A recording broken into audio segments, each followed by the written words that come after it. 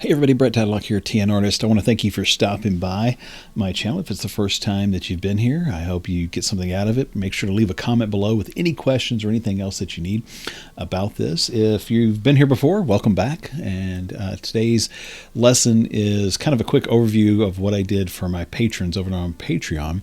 This is sped up to about 6 times the normal speed of what we went over, so it's about a 2.5 hour lesson on painting clouds and thinking about different ways to make them stand out and pop against a background and get some dynamic lighting and that kind of stuff.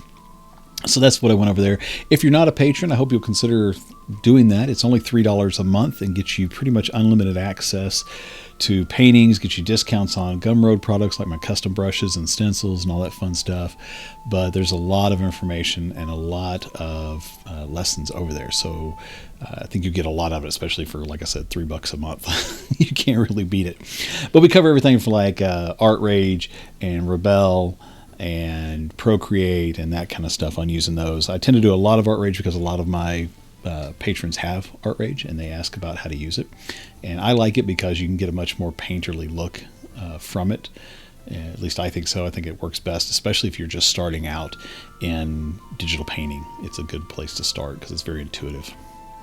So anyway, what I'm doing right here is just kind of laying in the rough outline of where I want stuff to be and kind of what I'm thinking about. And in this lesson, I go over a lot of things like talking about composition, talking about lighting, talking about using complementary colors to offset each other to make things really stand out and pop. So, and how you can use that to push colors forward that you don't normally think of being forward, like blues and purples, by offsetting them with yellows and oranges and that kind of stuff. So that's what I'm talking about here while we're going over all this, and how to start with large colors and just kind of get the idea of where your light's coming from and all that kind of stuff. And so that's what we're doing here is how do you keep a painterly look when you're doing this, and using a lot of the standard tools that come with ArtRage. I do later on switch to my custom tools because it makes my life easier by using brushes that I've made for painting clouds and stencils and that kind of stuff. I don't actually use any stencils in this one, but I do use some of my custom brushes later on. So, and just kind of, how do you build up layers of color and get it to look right by doing so? So that's what we're going over here and kind of detailing it all in. This image is 16 by 20 inches. So, and I tend to paint that size because it's a real easy size to make prints of for people. And that way I can, they can get it framed easily and all that kind of stuff, and kind of go over, getting it printed out and all that happy stuff. So anyway, so yeah, just going over some of the different things that you need to consider when you're laying out a painting and when you're thinking about how do I get this to stand out? How do I play light off of dark? How do I play, this one hue off another hue? And I'm like, and doing that. So anyway, so I'm just going to kind of let this play. And if you have questions, leave them below. Like I said, the whole point of this channel is to answer the questions. And I can sit here and kind of go over it and discuss it. But I think for a lot of this, it's just kind of easier to watch what I'm doing and then ask a question about it. And if you want the really super detailed, go join my patron. It's only $3 a month, so you can't beat that. Anyway, so enjoy this. Leave comments, questions, any of that below, and I'll get back to you just as soon as I can with it all.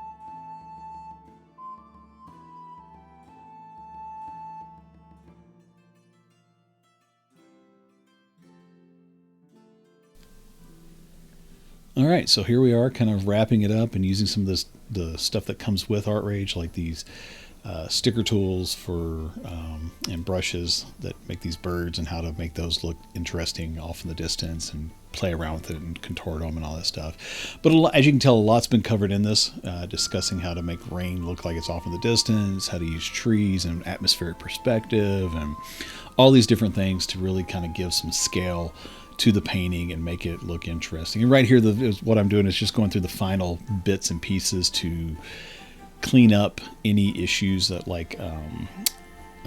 artifacts that may have just been left around from where I did other stuff. So like I said, I hope you got something out of this. I hope you've enjoyed watching it. Leave questions below. Let me know any thoughts or comments that you have on it. Consider coming over to Patreon and becoming a patron. Again, $3 a month. You can get all my stuff over on Gumroad, and there's a link to all that. So, it's kind of a fun little lesson and a lot going over in it, but I hope you enjoyed it, and I really appreciate you stopping by and watching it. Again, if it's your first time here, welcome. And if you're back from other times, then welcome back. But either way, leave a comment below to say hi and let me know how else I can help. And thanks so much for watching.